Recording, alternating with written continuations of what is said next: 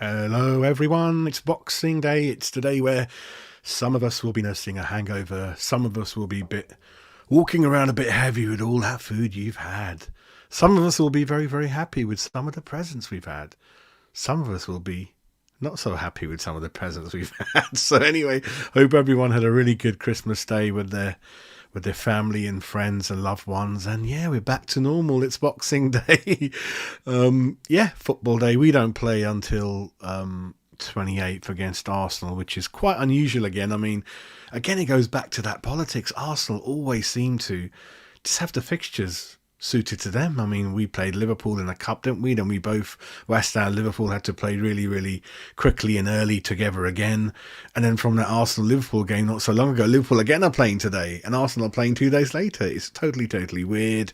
Yeah, I was hoping Liverpool would beat Arsenal in that game, but there you go. But anyway, yeah, like I said, hope everyone is good. We're back with the daily West Ham news, so let's get into it straight away. And for the second Daily West Ham news show in a row, it's Benrahma. It's Benrahma, and I just want to confirm and reiterate with everyone that Benrahma is 28 years old, and we've always said that consistently on this show. But when you look at some of the news that's coming out this morning about Benrahma, they're calling him 26 years old. He's not. He's 28 years old, and apparently Benrahma has approached the club and told them he wants to leave in this window. And like I said, I'm fine with it. You know, it's not working out for him with us and vice versa. And I think we do need to get some people out the door to recycle the cash. There's absolutely no point in the club, or even David Sullivan even David Moyes telling the board that he wants to keep them. David Moyes doesn't not use these players. It's a complete waste for the club paying the wages. You know, there's 3, 4, 5, 6 players on the bench or outside the bench. They're not going to get hardly any games all season. They're not looked at. And I think, yeah, he's one of those players that hopefully will get some cash back for. I think we spent over 20 million on him when he came in.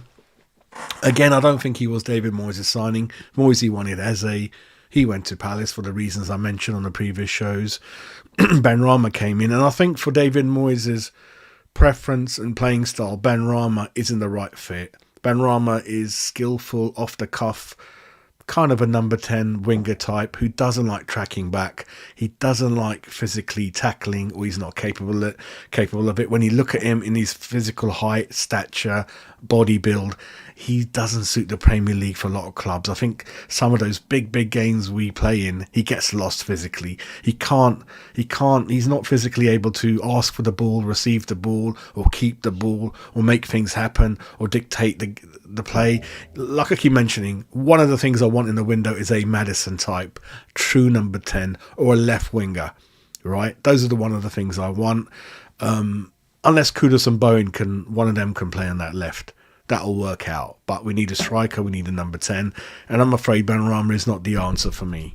He hasn't got the consistency, things like that really. So I think he has to be moved on, but he has actually approached the club and said that he kind of wants to move. The form's gone downhill. And I think it's obvious that he doesn't really have that kind of a great relationship with the manager, really. So that was kind of the first news that kind of came in. The second bit of news, everyone, is on Flynn Downs. I know when he came in from,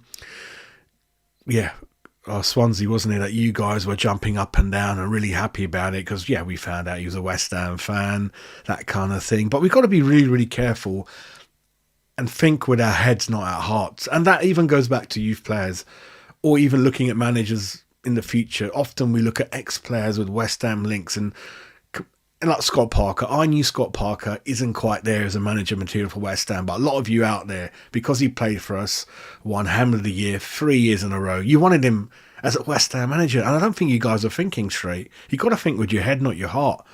And again with Flynn Downs, you guys thought he's one of our own, he's a West Ham fan, and went really overboard in terms of judging him. But I think when you deep down look at it, I think the Championship is his level. I think Southampton is his level. He's a good player for them. He's an important player for them. And at the moment, it looks like, again, West Ham looking to recycle as much cash as possible. Because it doesn't matter what you and me say. I can't I don't know if Moyes is going to stay here next year or not.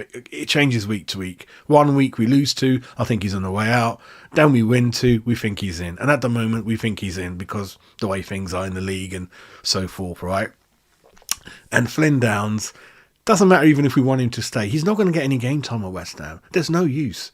Let's get 10 million back for him, whatever we had. So Southampton look like they're going to come back up alongside Leicester and clubs like that, Ipswich. And I think if you come up and he's played an important part in your team, most often than not, especially for the price they could get him at, I think Southampton will probably keep him and try to get him permanently, really. So that's kind of the other news that, it looks like if this continues, that the 24-year-old will be on his way out on a permanent basis. And if we can get a decent fee, 8 to 10 million, that'll be better. And another thing is I like to think in terms of quality and where West Ham are heading and should be heading is that we are a level above for Downs. I don't think Downs will be able to play alongside people like Alvarez, Ward-Prowse, Kudos, Bowen, Paqueta. They're way, way above Downs' level. So we have moved ahead. Maybe Downs type of player 5 years ago could have room for him there. Again, it's just being ruthless and thinking ambitious. Top 4, top 6 club, winning trophy club. Come on, think deeply. I don't think Downs is likely to be permanent or regular fixture of someone club going in that type of direction, really. West Ham injury update for you guys. Let me just have a bit of orange squash.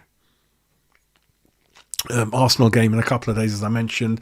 Agard looks unlikely to be fit for the game, according to various West Ham related platforms. There's kind of a flu and a bug still going around the squad, and I think Cornet and Agard are going to be the victims of that. My personal point of view, Agard is struggling. He's not for me at the moment. Cornet, there's definitely a player there. He doesn't play one reason or another, so they're not really going to be missed. My concern for the Arsenal game again is people like Areola, Mavropanos. Yeah, those type of people worry me. Souček turns up sometimes he doesn't. He has a very average game, grabs a goal from a set piece, 90th minute, and suddenly we think he's 7, 8 out of 10, right? So those are the 2-3 places that I kept telling you we need to look to improve on, really. And we're missing these two. I don't think they're much of a miss. I think Agard is as bad as Mavropanos and vice versa. Mavropanos will probably be playing against Arsenal, the team he started at, and really, really worried about him. And we'll see what happens, but he will certainly be tested alongside the back four against kind of Arsenal, really. The other news is that as reported by various outlets, West Ham have applied to increase the capacity of the London Stadium to 68,000 on match days. That'll make it, I think, the second biggest. Is it behind Old Trafford?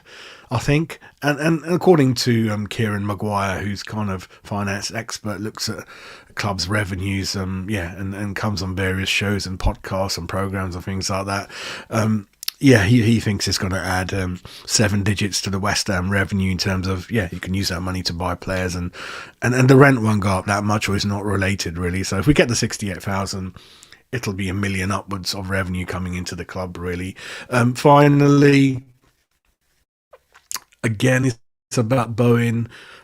Just want to reiterate again and confirm with everyone that, yes, despite signing a long-term contract, lots of clubs in the top 2, top 3, especially Klopp, are making it more or less clear that, once Salah moves on, when that time comes, they want Bowen in, right? So Bowen is getting a huge sort of name again, and you look at the goal scorers list, he's second or first in terms of English anyway. And even if you look at all the nationalities, if he carries on scoring a goal in every game or every 2 games, he might end up being the top goal scorer. That'll make him even more headline news.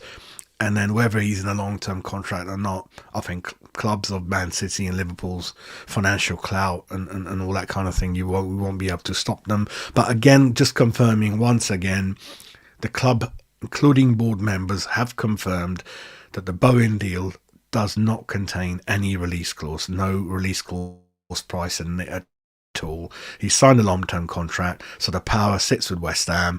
But the argument is that in a year's time, year and a half's time, 2 years' time, he's 27 at the moment, and if Liverpool, Man City, or someone like that want him, they're willing to pay what we think is fit for him, then I don't think we can stand in his way. Unless obviously we carry on winning things, we hopefully regularly qualify for Europe and that kind of thing. So yeah, those are the main bits of news today. So a bit of injury news, bit of a confirm over release clause for Bowen, a bit of a revenue thing, a bit of Benrahma wanted to leave, a bit of Downs probably will kind of sign permanently for Southampton if it kind of carries on that way, really. So that's it from Jazz from the Daily West Ham News. You guys have a good holiday, good Boxing Day. Open those presents, swap them if you want, get some refunds in, get something what you really want. And I'm down the pub later on. My mate watched the Burnley Liverpool game, so yeah, I might do another show later on or tomorrow. But I will carry on doing shows for you every single day.